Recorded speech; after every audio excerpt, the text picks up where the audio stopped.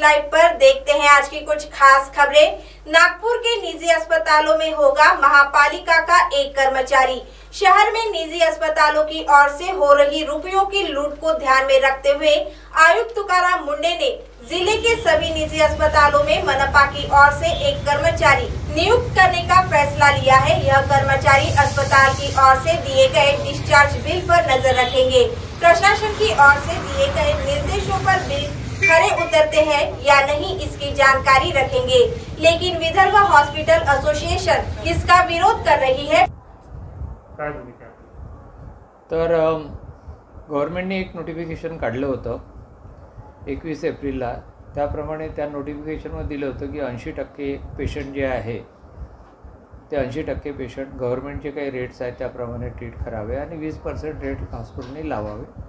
तर त्याप्रमाणे सगळेच हॉस्पिटल सध्या पेशंटला ट्रीट करत आहेत। सध्या कोविड असल्यामुळे प्रायव्हेट हॉस्पिटल जे आहे त्यांच्याकडे अतिशय कमी काम आहे। हॉस्पिटल खूप लॉसेसमध्ये आहे। 20 ते 30% ऑक्युपन्सी हॉस्पिटलकडे नाही आहे आणि बरेचसे हॉस्पिटल त्यांनी दिलेल्या रेटप्रमाणेच पेशंटला चार्ज करत आहे। परंतु सध्या एक 2-3 दिवसापासून कॉर्पोरेशनचे लोक प्रत्येक हॉस्पिटलमध्ये जाऊन दिवसभर बसतात, तिथले बिलिंग चार्ज काय करतायत, डिस्चार्ज पेशंटची बिलिंग पाहत आहेत। तर मला असं वाटतं की त्यामध्ये जर कॉर्पोरेशनला अशा कंप्लेंट आल्या असेल तर ज्या हॉस्पिटलच्या कंप्लेंट आल्या त्या हॉस्पिटलमध्ये जाऊन पाहणे जास्त योग्य होईल। कारण की यामध्ये सगळ्या डॉक्टरांना मनस्ताप होतो, त्यांना आपलं काम सोडून त्यांच्या मागे राहावं लागतं आणि नागपुरामध्ये 90-95% हॉस्पिटल असे आहे की जे स्वतः डॉक्टर चालवतात। मग हॉस्पिटलकडे पाहणे, पेशंटकडे पाहणे याही गोष्टीकडे लक्ष देणं थोडंसं चिंताजनक किंवा संतापजनक होतं, त्यामधून फ्रस्ट्रेशन येतं।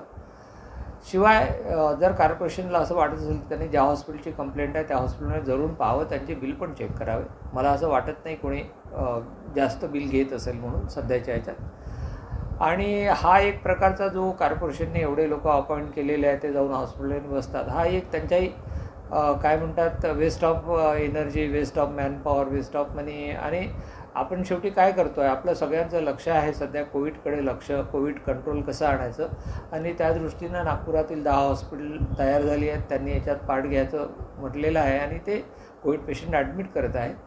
तर आपलं सगळ्यांचं लक्ष आहे की कोविडच्या पेशंटला लक्ष देणे, कोविड कंट्रोलमध्ये कसं येईल त्याकडे लक्ष देणे आणि त्यासाठी गव्हर्नमेंट आणि प्रायव्हेट मिळून आपण सगळे प्रयत्न करतो आहोत।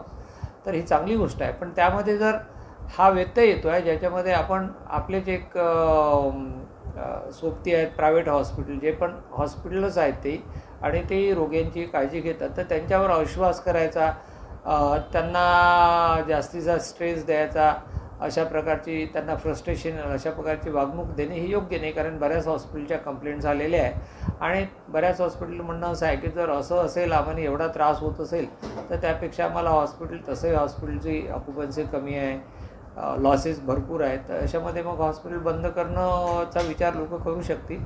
तर मला असं वाटतं चिंताजनक बाब आहे। यामध्ये कॉर्पोरेशनने जिथे कुठून कंप्लेंट आल्या तिथेकडे पाठवायला पाहिजे, बाकी हॉस्पिटलला त्यातनं सोडवायला पाहिजे आणि सर्वसामान्य प्रकारे हे लोक कसे काम करतील आणि कॉर्पोरेशनमध्ये जेवढे काही लोक काम करत आहेत त्यांना हा त्यांचा वेस्ट ऑफ मॅनपॉवर होणार नाही या दृष्टीने लक्ष दिलं पाहिजे आणि आपण सगळ्यांनी मिळून एक चांगलं काम करायचा प्रयत्न केला पाहिजे। याच्यामध्ये कोविडचं लक्ष आहे आपल्यासमोर। कलेक्टरांना भेटलो 2 दिवसापूर्वी, आमची त्यांना भूमिका सांगितली की सर हे योग्य नाही आहे, याच्यामुळे अविश्वास तयार होतो आणि याच्यातून साध्य काय होणार आहे। कारण तुमचे जे लोक आलेले आहेत त्यांना काही माहिती नाही आहे, ते काही त्यातले एक्सपर्ट नाही आहे, मग उगीचच त्यांना बसून त्यांनाही त्रास द्यायचा आणि हॉस्पिटलही मनस्ताप करण्याचा भाग काय, याच्यातून साध्य काय होणार आहे अल्टिमेटली। मला असं वाटतं की याच्यातून काही चांगलं साध्य होत असेल तर ते जरूर करावं, पण याच्यातून चांगलं साध्य होण्यालायक नाही आहे। तर त्याप्रकारे आम्ही कलेक्टर साहेबांना भेटलो, त्यांना आमची भूमिका सांगितलेली आहे। वहीं आयुक्त तुकाराम मुंडे ने कहा कि महापालिका की ओर से नियुक्त कर्मचारी सिर्फ उसका काम करेगा, इसीलिए इस निर्णय से किसी को कोई परेशानी नहीं होगी। काढले होते मे एंडला आणि त्या अनुषंगाने कॉर्पोरेशन लेवलला सुद्धा मी काढले होते। 2 प्रकारच्या गोष्टी आहेत। कोविड हॉस्पिटलमध्ये जे कोविडची ट्रीटमेंट आहे त्याचे रेट ठरलेलेच आहेत, त्या रेटने ते कोविड जे आपण हॉस्पिटल डिक्लेअर केले प्रायव्हेट त्या ठिकाणी होतात की नाही हा एक बघणं उद्देश आहे। दुसरं जे आहे नॉन कोविड ऍक्टिव्हिटीज जे आहेत, ज्या सर्जरीज आहेत त्याची शासनाने, महाराष्ट्र शासनाने 31 ऑगस्टपर्यंत रेट फिक्स केलेले आहेत वेगवेगळे आणि त्या रेटनुसार ट्रीटमेंट होते का त्याच्या जास्त लावलं जातं हे तपासण्यासाठी आपण नागपूर शहरामध्ये जे हॉस्पिटल्स आहेत त्याची तपासणी चालू केलेली आहे.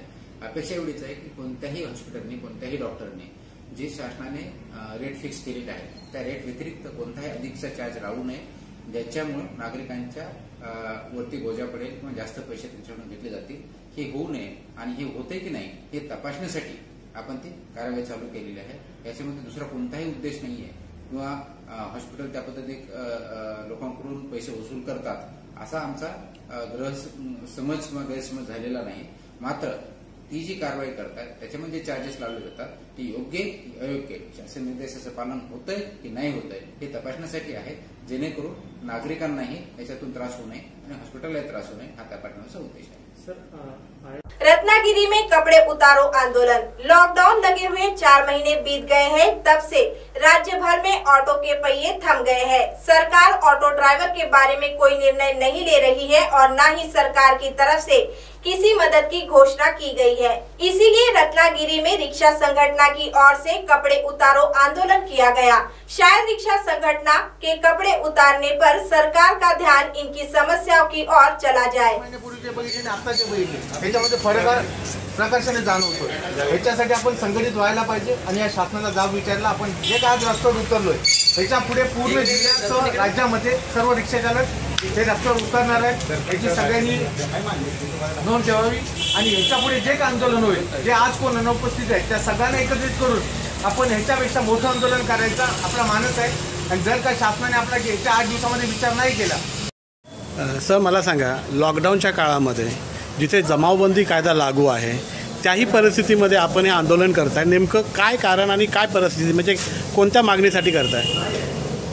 कोरोनाच्या देशावर मोठं संकट आलं आहे. या संकटामध्ये रिक्षावाल्याचा हातावर पोट आहे.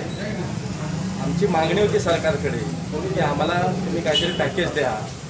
जोपर्यंत आम्ही रिक्षा चालवत नाही किक मारत तोपर्यंत आम्हाला 1 रुपयासुद्धा कमाई नसते. आमचे संसार आणि जे आमच्या रिक्षांवर बँकांची कर्ज आहेत ते आम्ही भरायची कशी, आमचा संसार चालवायचा कसा, त्यासाठी आम्ही मागे सरकारला निवेदन दिलं होतं.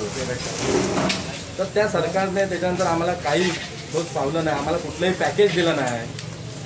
तर हे 3 चाकी सरकार आहे, त्याबद्दल आम्ही सरकारच्या विरोधात हे आम्ही स्मरणपत्र दिलेलं आहे की आम्हाला काहीतरी तुम्ही पॅकेज द्या, या रिक्षावाल्यांसाठी पॅकेज द्या. परंतु याची दखल आजपर्यंत कुणीही घेतली नाही आणि कुणीही रिक्षावाल्यांकडे बघितलं नाही. सरकारला फक्त आपल्या मंत्र्यांना गाड्या घ्यायला पैसे आहेत, पण या आमच्या रिक्षावाल्यांना, गरीब रिक्षावाल्यांना द्यायला 1 रुपया त्यांच्याकडे नाही.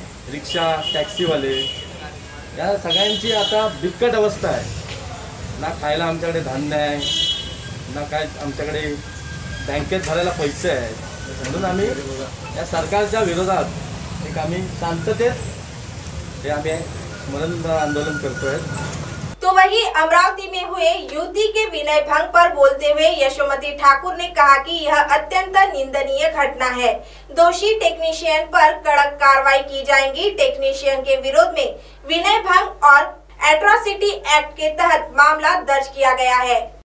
ज्या अमरावतीने आपल्या देशाला पहिला राष्ट्रपती महिला राष्ट्रपती दिली, त्या अमरावतीमध्ये अशी घटना घडणं म्हणजे अतिशय धक्कादायक गोष्ट आहे. महिलांचा सन्मान झालाच पाहिजे आणि जो टेक्निशियन त्या ठिकाणी आहे त्या टेक्निशियनला त्याच्यावर कडक कारवाई केलेली आहे. 354 आणि 376 दोन्ही त्या ठिकाणी गुन्हे लावण्यात आलेले आहेत.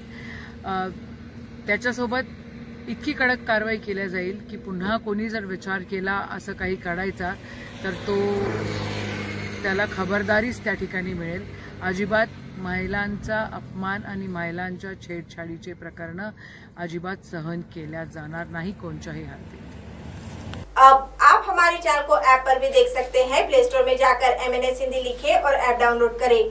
साथ ही साथ आप हमारे फेसबुक पेज को भी लाइक कर सकते हैं और उन पर भी खबरें देख सकते हैं। लिंक ट्विटर, हाइकून, इंस्टाग्राम पर भी आप हमारी खबरें देख सकते हैं। आप हमारे चैनल को YouTube पर भी देख सकते हैं और इसे YouTube पर सब्सक्राइब करना बिल्कुल भी ना भूलें। फिलहाल वक्त हो चला एक ब्रेक का। ब्रेक से लौटने के बाद देश और दुनिया की तमाम बड़ी खबरें देखने के लिए बने रहे MNS न्यूज लाइव के साथ। नमस्कार।